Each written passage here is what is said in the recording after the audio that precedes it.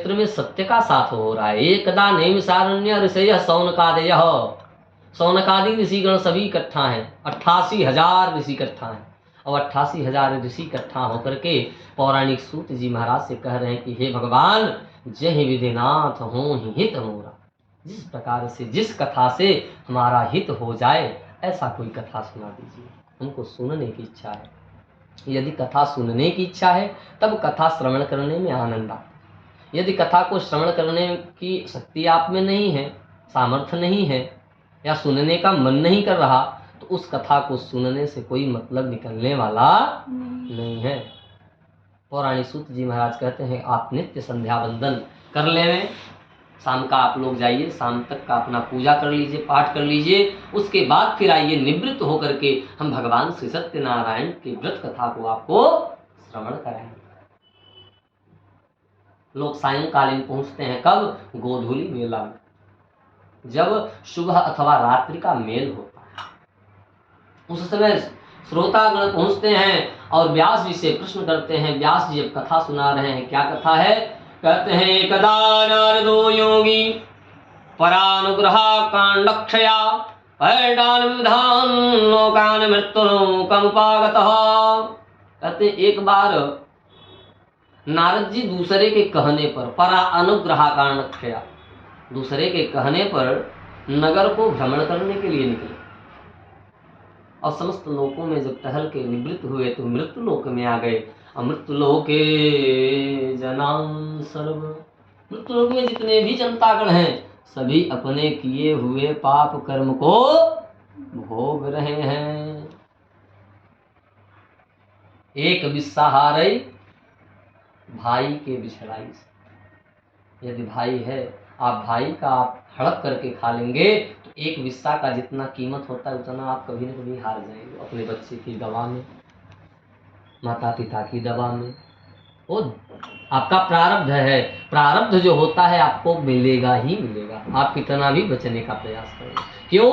क्योंकि अन्यायोपार्जितं वित्तं तद 10 वर्षाणि तिष्ठति चैव एकादशे समूलम धनम विनश्यति। अन्याय से कमाया हुआ धन केवल 10 वर्ष तक ही टिकता है। चैव एकादशे, जैसे ही 11वां वर्ष लगेगा तैसे ही वह धन व्यय होना प्रारंभ हो जाए। 100 रुपया अन्याय से कमाएंगे तो एक, और देखे कि लोग दूसरे के मकान को देखते हैं तो कहते हैं तो अगला बना लिया, हम नहीं बना पाए। वो ईर्ष्या, अपने भाइयों में द्वेष। अगर कोई पूछे ना कि हम क्या पूजा करें, अपने परिवार को खुश रखो, उससे बड़ा कोई पूजा नहीं है। अपने माता पिता को खुश रखो, इससे बड़ा कोई पूजा नहीं है।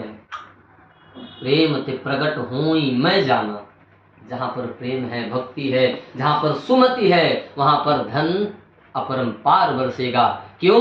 क्योंकि जहाँ सुमति तह संपत्ति नाना, और जहाँ कुमति तह विपत्ति निधाना। जहाँ पर कुमति रहेगा, सुबह शाम झगड़ा होगा, बर्तन बाजेगा एक दूसरे में, तो भैया वहाँ पर कभी लक्ष्मी जी टिकने वाली नहीं है।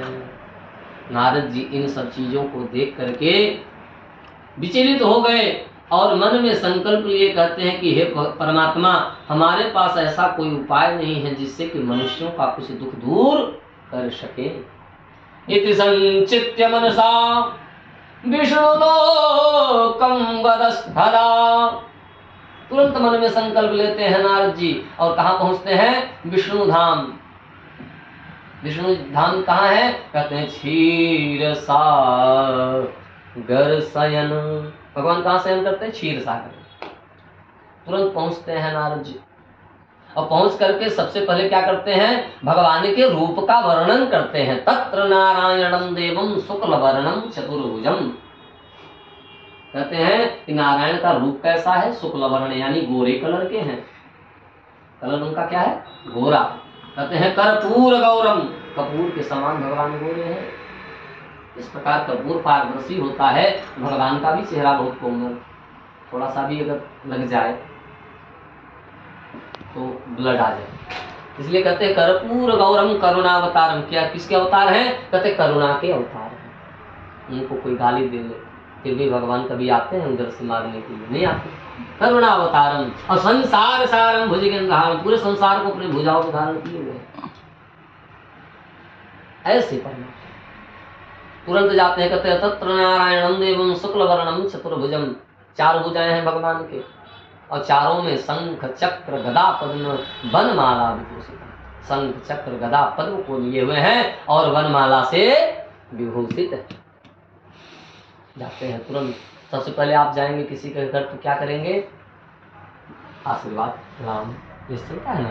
तो वैसे ही नारद जी पहुंचते हैं तो कैसे प्रणाम करते हैं? कहते हैं नमो वांग मनुजातीत रूपायांत सक्तये आदि मध्यांत हीनाय निर्गुणाय गुणात्मने सर्वेषामादिभूताय भक्तानामार्तिनाशिने श्रुत्वा सूत्रम ततो विष्णुर्नारदं प्रत्यभासतः।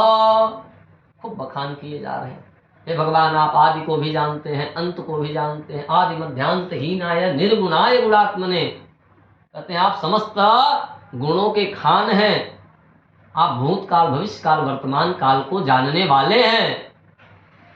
भगवान फिर पूछते हैं, कहते हैं किमर्थम किम गतोसी तुम? हे नारद जी, आप किस लिए आए हैं और मृत्युलोक किस लिए गए थे? किमर्थम किम गतोसी त्वम अब किम ते मनसि वर्तते, आपके मन में क्या चल रहा है आप हमको बताएं। अगर उचित होगा तो हम प्रश्न के उत्तर को देंगे। कहते भगवान मृत्यु लोक में गए थे, मृत्यु लोक में जाकर के देखे कि जितने भी मनुष्य हैं अपने किए हुए पाप कर्म को भोग रहे। कोई अपने भाई का हड़प के भोग रहा, कोई किसी को जान से मार देने से भोग रहा। जेल खाना कितने प्रकार का पता है? 3 जो मोस्ट इंपॉर्टेंट जेल खाना। पहला जेल खाना माँ का गर्भ, दूसरा जेल खाना उतरने के बाद, जन्म लेने के बाद उत्तर प्रदेश सरकार वाला जेल, और तीसरा जेल मृत्यु के तत्पश्चात 84 लाख योनियों में भोग कर। ये 3 जेल। कहते इन जेलों में आदमी भटकता रहता है, निरंतर माया चलती रहती है, माया एक दूसरे को व्याप्त करती है। पशु को भी माया होता है, अपने बच्चे से बहुत स्नेह करता है, तो माया तुरंत आकर्षण बल बढ़ा लेती है। कहते हैं भगवान के पास जाकर के पूछते हैं, हे मायापति, कि इन संसार का किस प्रकार से कल्याण हो? भगवान कहते उपाय है, हम उपाय बता देते हैं। यदि इस उपाय को आप करेंगे तो आप समस्त बंधनों से छूट करके अंत में वैकुंठ धाम को प्राप्त हो जाए। अच्छी बात है। अगर ऐसी बात है तो हम उस कथा को श्रवण करना चाहते हैं, परंतु हे नारायण, इस कलिकाल में कोई भगवान की कथा को श्रवण नहीं करेगा। बोले क्यों? बोले कि उसका फल जानने। आज के डेट में कोई बंदा सर्विस करेगा तो पहले पूछेगा वेतन कितना है। 10,000, बगल वाला 12 देगा ना तो अगला बगल वाले के यहाँ चला जाएगा, आपके यहाँ नहीं रुकेगा। हैं? कहते हैं किम फलम, भगवान पूछते हैं नारद जी, कहते हैं किम फलम किम विधानम च। यार समस्त लोग कहते हैं ना पंडित जी दक्षिणा बहुत लेते हैं, क्यों न लें? भाई अगला बढ़ा के देगा, हम उधर चले जाएंगे, है ना। तो उसी प्रकार से दक्षिणा का आज से नहीं, बहुत पहले से ही महत्व है। पैसा जो है, धन एक ऐसा चीज है, देते रहो देते रहो देते रहो, लेने वाला कभी नहीं बोलेगा बस कर, है कि नहीं? क्योंकि सभी को ऐसा आराम चाहिए, सभी को बढ़िया घर चाहिए, बढ़िया भोजन चाहिए, बढ़िया वाहन चाहिए। किसका जो है विचार नहीं होता? सभी का होता है। तो ब्राह्मण कहीं अलग से थोड़ी है, ऋषि कहीं अलग से थोड़ी है, उनका भी विचार है। इसीलिए दक्षिणा समस्त स्थानों पे कार्य करता है। चलिए हट गए थे पूजा से, फिर आते हैं पाठ पे। कहते हैं कि जब नारद जी प्रश्न किए तो भगवान उत्तर देते, कहते हैं सत्यनारायणस्यैव व्रतम सम्यक विधानतः। सत्यनारायण का एक व्रत कथा है, जो व्यक्ति विधि विधान से उस पूजन को करेगा वह समस्त सुखों को भोग करके अंत में वैकुंठ धाम को प्राप्त हो जाएगा। ठीक है, ये प्रश्न है। उत्तर क्या है? जो विधि विधान से पूजन को करेगा वह उस फल को प्राप्त करेगा। ये उन्होंने नहीं कहा कि जितना भी है लब्ध उपलब्ध सामग्री में ही मेरा पूजन करो ना। कहते हैं आपको विधि विधान से पूजन करना है। तो नारद जी कहते हैं इसका फल बताइए। कहते हैं सौभाग्य संतति कर्म। कहते हैं सौभाग्यवती स्त्री इस व्रत कथा को यदि श्रवण करती है तो सौभाग्य की रक्षा, यानी सिंदूर का रक्षा करता है। अच्छा, दूसरी चीज कहते हैं संतति कर्म, संतान को भी देने वाला। सर्वत्र विजय प्रदम, समस्त स्थानों पे विजय को देने वाला है। सर्वत्र विजय प्रदम। कहते हैं नारद जी इस व्रत कथा को श्रवण करने के लिए कभी ये नहीं सोचना कि आज संडे है, मंडे है, ट्यूसडे है, शनिवार, सोमवार, मंगलवार, इसका कभी विचार नहीं करना चाहिए। कहते हैं यस्मिन कस्मिन दिने मृत्वे श्रद्धा भक्ति समन्वितः। जिस किसी दिन भी श्रद्धा उत्पन्न हो जाए उस दिन भगवान की कथा को श्रवण कर लेना चाहिए। कहते हैं यजश्चैव निशा। वैसे तो भगवान की कथा को सायंकालीन सुनना चाहिए, जब सूर्य अथवा रात्रि का मेल हो, उसको कहते हैं गोधूली बेला। उस समय भगवान की कथा को श्रवण करना चाहिए। आपका उसी बेला में हो रहा है कितना 5 उसी बेला में है ना। कहते हैं उस समय में भगवान की कथा को श्रवण करना चाहिए। कहते हैं महाराज उसमें क्या क्या लगता है। कहते हैं तोरणादि च कर्तव्यम कलदियस्तम भमंडितम। कहते तोरण यानी आम के पत्ते का तोरण बदलवा देना चाहिए। अब तो शहरों में रेडीमेड तोरण आ गए। कहते तोरणादि च कर्तव्यम कलदियस्तम भमंडितम। कदली के वृक्ष यानी केले के वृक्ष को, 5 वृक्ष को, अभी यहाँ आप लोग 4 ले आते हो लेकिन विधान में 5। कहते कलदी स्तंभ मंडितम, 5 कलदी के स्तंभ को लगाना चाहिए। और पंचभिर कलशई युक्तई, 5 कलश में जल भर के एक एक खंभे के पास एक एक कलश को रख करके मध्य कलश को मध्य खंभे पे लगा करके सुवर्णस्य प्रतिमा में एकम, स्वर्ण की प्रतिमा जो है कि मंगानी चाहिए। सुवर्णस्य प्रतिमा में एकम सुवर्णस्य शुभाकृतम, ऐसी प्रतिमा हो जो शोभनीय हो, दिखने में अच्छा हो, भगवान का चेहरा स्पष्ट रूप से उसमें दिखाई दे। ऐसी मूर्ति नहीं होनी चाहिए जिसमें नाक रहे ही ना, एक आंख है एक आंख का पता ही नहीं है। तो ऐसी विकृत मूर्ति का पूजा नहीं किया जाता। इसलिए कहते हैं सुवर्ण प्रतिमा में कम सुवर्ण से शुभाकृतम, स्वर्ण के प्रतिमा के पूजन करने का विधान है। कहते ध्वजा पताका इत्यादि लगा करके बांधवों को बुला करके विप्राणाम दक्षिणाम धात, विप्र को कुछ दक्षिणा प्रदान करके कथाम श्रुत्वा सज्जनैः है सह, अपने सज्जनों के सहित भगवान के कथा को श्रवण करना चाहिए। कहते हैं रंभा फलम घृतम क्षीरम गोधूमश्च चूर्णकम। कहते हैं लगने वाली जो सामग्री है रंभा फल, केले का पका हुआ फल होना चाहिए, घृतम घी होना चाहिए, क्षीर जो है दूध होना चाहिए, गोधूमश्च चूर्णकम। कहते हैं वह गैया का दूध हो तो अति, गोधूमश्च चूर्णकम।